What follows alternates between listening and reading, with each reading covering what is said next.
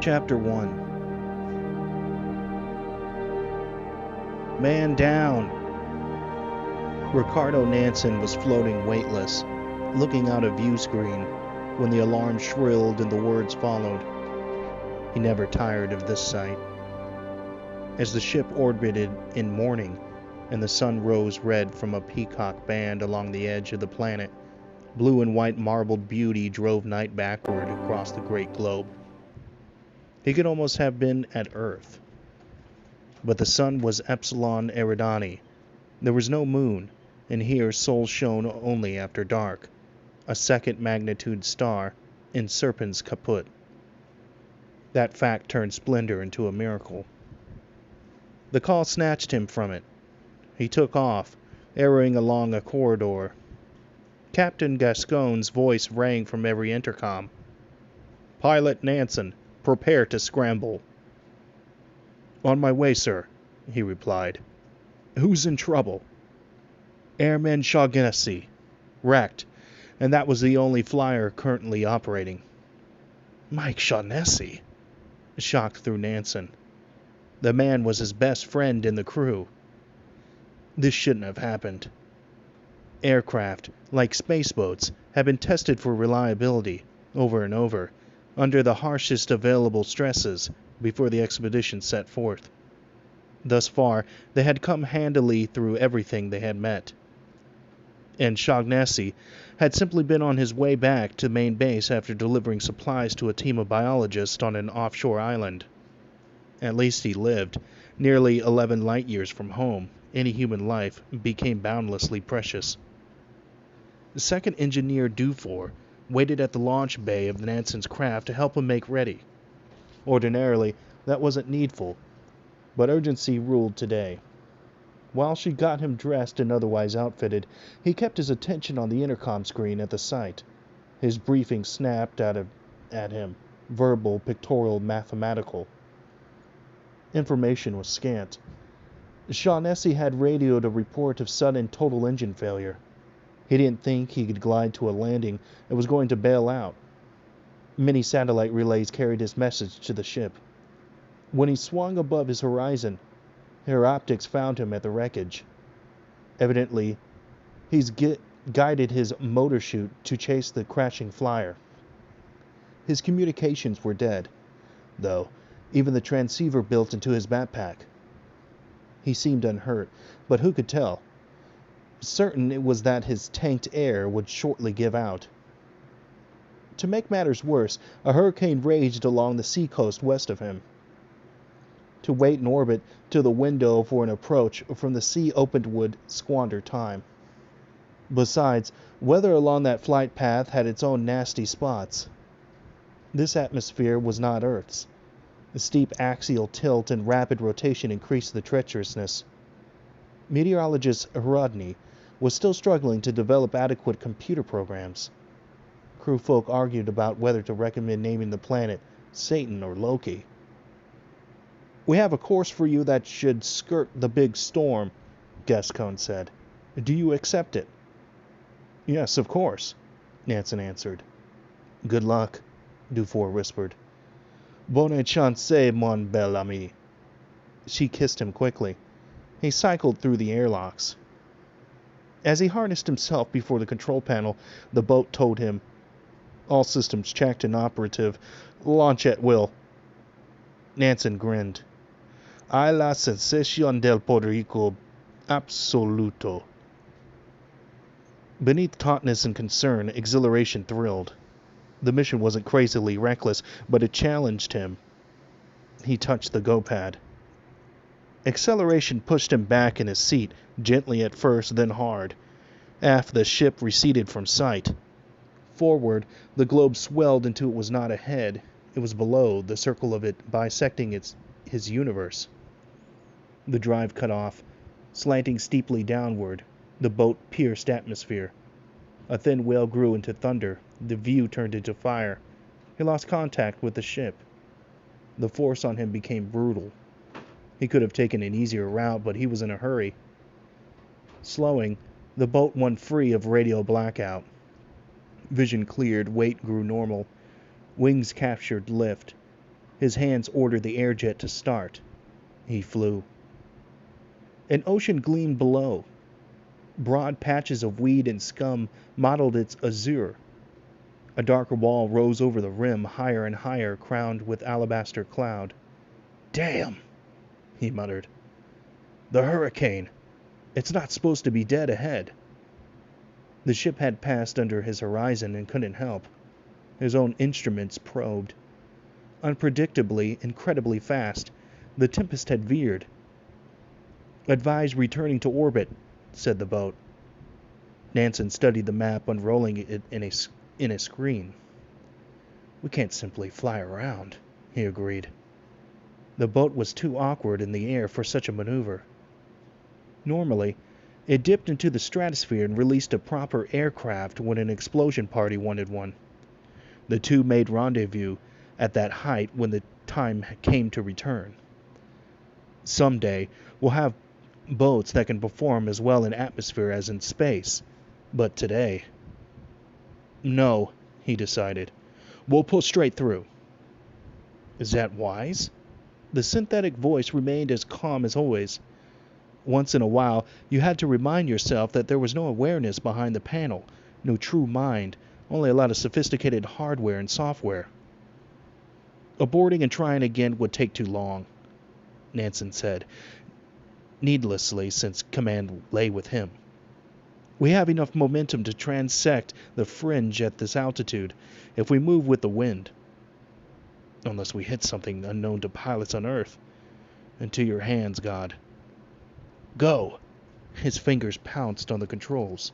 The boat surged. Far downward, he glimpsed monstrous waves on a sea gone white.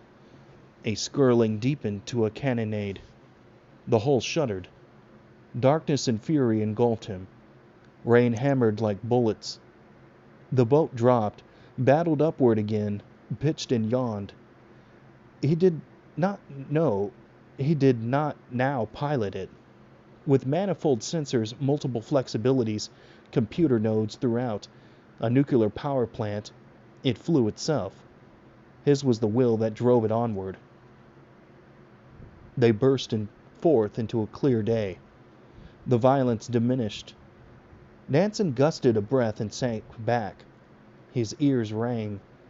Sweat dripped off his skin and reeked in his nostrils. Flesh ached where the forces had slammed him against his harness, but what a ride it had been. The storm fell behind. The air quieted. He flew a continent. Sandy wasteland, stony hills, gullies carved by rain, and talus slopes spalled by frost-stretched dun toward distant mountains. Here and there, sun flash off a lake or on a river gave bleak relief. Soon the map showed he was where he wanted to be. "Land according to plan," he said. The order was scarcely necessary, except as a sound of triumph.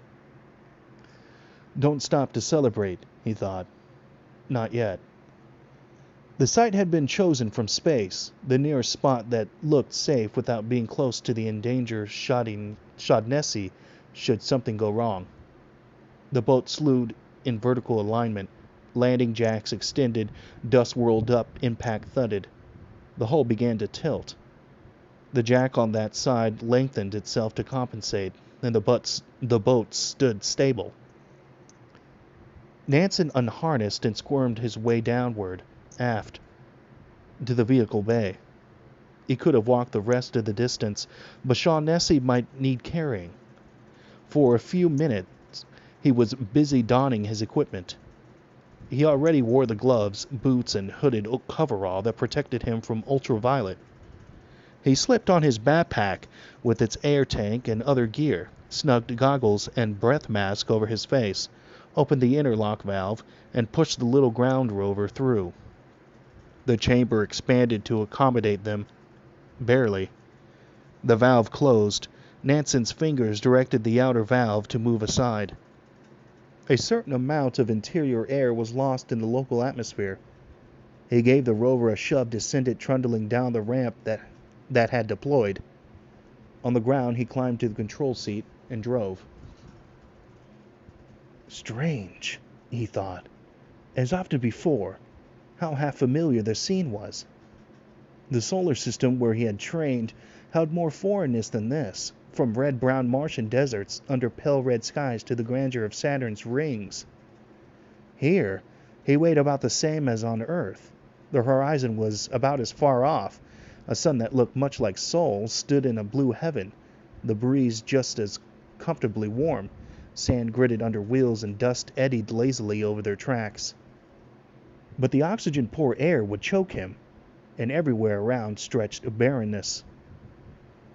The thought was equally old in him. Well, why should we have ever expected more? Life on Earth took 3 billion years to venture from the seas to the land. Our giant moon, a cosmic freak, may well have hastened that by the tides it raised. Give this life here a few more geological ages.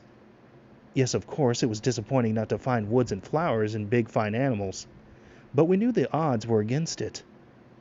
Meanwhile, a dragon's hoard of scientific treasure were winning.